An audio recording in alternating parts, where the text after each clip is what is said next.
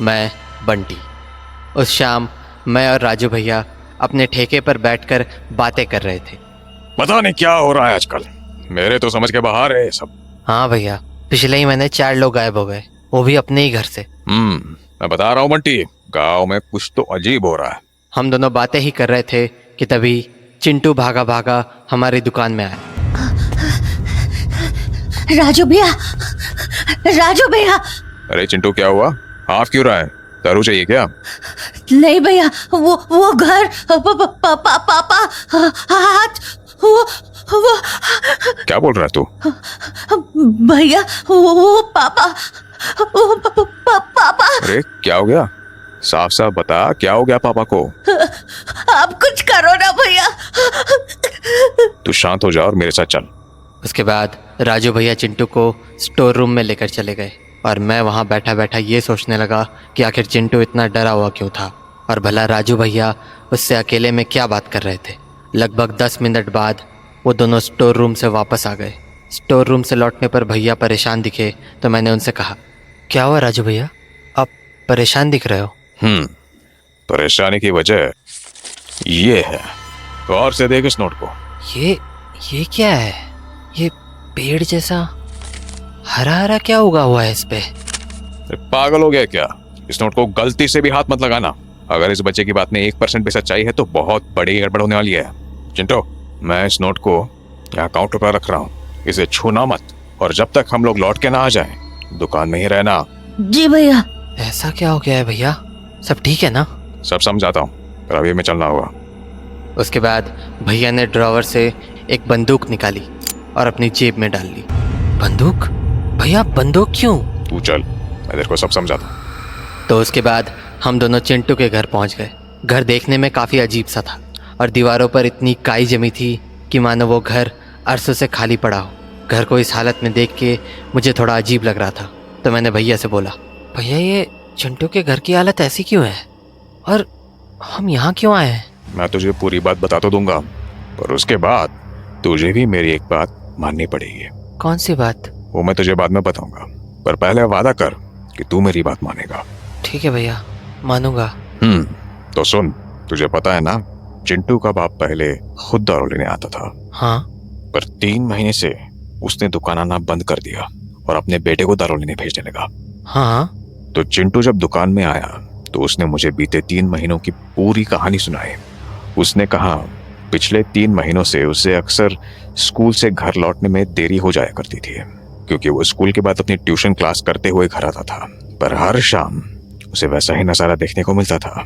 उसके घर में कभी कोई लाइट जली नहीं होती थी और उसका बाप कंबल में लिपट कर टीवी देखता रहता था। अगर कभी चिंटू लाइट ऑन करने की बात करता तो उसका बाप उस पर चिल्लाने लगता था। नहीं, लाइट नहीं चलानी, बिल्कुल नहीं।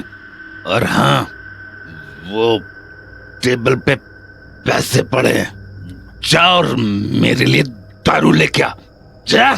तो चिंटू हर रोज अपने बाप के लिए दारू लाता था और उसका बाप बस दारू पीते पीते टीवी देखता रहता। कुछ दिन तो ऐसा ही चलता रहा, पर धीरे धीरे चिंटू को अपने घर में कुछ बदलाव दिखने लगे। कमरे में पहले के मुताबिक और भी कम रोशनी आने लगी थी। गौर से देखने पर पता चला कि उसके बाप ने सारी खिड़कियों और रोशनदानों में काला कपड़ा लगा दिया था ताकि कमरे में रोशनी ना आए, मानो उसके बाप को रोशनी से चिढ़ हो गई हो। चिंटू ये सब समझ तो नहीं पा रहा था, पर उसे ये बातें अजीब जरूर लगने लगी थी। पर आज जो हुआ उससे चिंटू को पूरी तरह समझ आ गया कि उसके बाप के साथ कुछ बहुत बड़ी गड़बड़ चल रही है। आज क्या हुआ? ट्यूशन कैंसिल होने के कारण आज चिंटू जल्दी घर चला आया। घर पहुंचने पर उसे घर में वैसा ही अंधेरा दिखा, पर आज बाप टीवी नहीं देख रहा था। तो उसने सोचा लाइट जलाकर कमरे में पढ़ाई कर ले। पर जैसे ही चिंटू ने कमरे की लाइट जलाई, उसका बाप झल्लाकर चिंटू से लाइट बंद करने की जिद करने लगा। लाइट बंद कर लाइट। पर जब उसने अपने हाथ कंबल से बाहर निकाले तो चिंटू ने कुछ ऐसा देखा जिसने उसके होश उड़ा दिए। उसका पूरा हाथ मानो एक पेड़ की टहनी की तरह था जिस पर कई दिनों से काई जमी हो। पापा, बोला ना लाइट ऑफ कर, वरना अगर एक बार मैंने तुझे छू दिया तो तू भी जिंदगी भर के लिए मेरे जैसा हो जाएगा। उसके बाद चिंटू ने घबराकर कमरे की लाइट ऑफ कर दी। तभी उसके बाप ने कहा, टेबल पे पैसे पड़े हैं, जा दारू लेकर आ। चिंटू को अब भी समझ नहीं आ रहा था कि उसने आखिर देखा क्या था, पर तभी उसे एक और झटका लगा। जैसे ही उसने नोट की तरफ नजरें घुमाई, उसका शरीर ठंडा पड़ गया, क्योंकि उस नोट पर भी अब पेड़ पौधे उगने लगे थे, मानो वो काई उसके पूरे घर में फैल रही हो। तो बस इसी के बाद वो भागा भागा हमारी दुकान पर आ गया। भैया ये चिंटू के बाप को हुआ क्या है? पता नहीं, देखना पड़ेगा, पर उससे पहले मेरी बात ध्यान से सुन। हाँ। जैसे ही हम ऊपर जाएंगे और दरवाजा खोलेगा, अगर तुझे अंदर कुछ भी ऐसा दिखे जो इंसानों जैसा ना हो तो फौरन दुकान भाग जाना। अरे भैया पर यह समय बहस करने का नहीं है बंटी, जितना कह रहा हूं उतना मान। अरे भैया पर आपको कुछ हो गया तो? अरे इसलिए तो तुझे भागने को बोल रहा हूँ, कम से कम तू लोगों को तो इस बारे में बता पाएगा। पर भैया बंटी बस, बहुत बातें हो गई, अब हमें चलना चाहिए। उसके बाद हम दोनों सीढ़ियां चढ़कर घर के दरवाजे तक पहुंच गए। जहां भैया ने बंदूक अपने हाथों में रख ली थी, वहीं डर के मारे मेरी जान निकली जा रही थी। तभी भैया ने आवाज लगानी शुरू की, मनोज, है मनोज। पर अंदर से कोई आवाज नहीं आई। तो भैया ने दोबारा आवाज लगाई, मनोज। ए, कौन है बे? मैं राजू। तू क्यों आया है यहाँ? और वो चिंटू कहाँ है? वो उसे कुछ काम आ गया था तो मैं लेके आ गया तेरी दारू। हाँ हाँ ठीक है, यहाँ पे टेबल पे रख के चला जा। पैसे मिल गए ना? हाँ पैसे तो मिल गए, पर मैं अंदर नहीं आ सकता। एक काम कर, तू बाहर आके ले ले।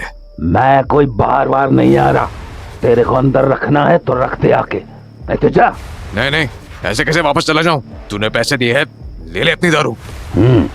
ठीक है, आता हूँ। उसके बाद मैं और राजू भैया उसके आने का इंतजार करने लगे। उसके कदमों की आहट धीरे धीरे दरवाजे के करीब आ रही थी, और दरवाज़ा खुलते ही जो मैंने देखा उसने मेरे होश उड़ा दिए, और मैं बिना कुछ सोचे समझे वहाँ से भाग निकला। कुछ दूर भागने के बाद जब मैं रुका तो मुझे दोबारा वही नज़ारा याद आ गया जो मैंने दरवाजे के खुलने पर देखा था। हमारे सामने जो भी खड़ा था वो मनोज तो बिल्कुल भी नहीं था, क्योंकि उसका पूरा शरीर मानो किसी पेड़ की तरह था। एक ऐसा पेड़ जिस पर कई सालों से काई जमी हुई हो। पर इससे भी खौफनाक उसका सर था। उसका सर पूरी तरह से हरा हो चुका था और आंखें काली, और तो और उसकी गर्दन से एक और सर भी बाहर आ रहा था, मानो उसके शरीर का हर हिस्सा पेड़ की तरह बढ़ रहा हो। मैं ये सब याद ही कर रहा था कि मुझे गोलियों की आवाज़ सुनाई पड़ी। उन गोलियों की आवाज़ सुनते ही मैं भागकर दुकान चला आया और खुद को दुकान के अंदर छुपा लिया। तभी चिंटू बोला, भैया क्या हुआ? आप ऐसे हाफ क्यों रहे हो? और वो राजू भैया कहाँ है?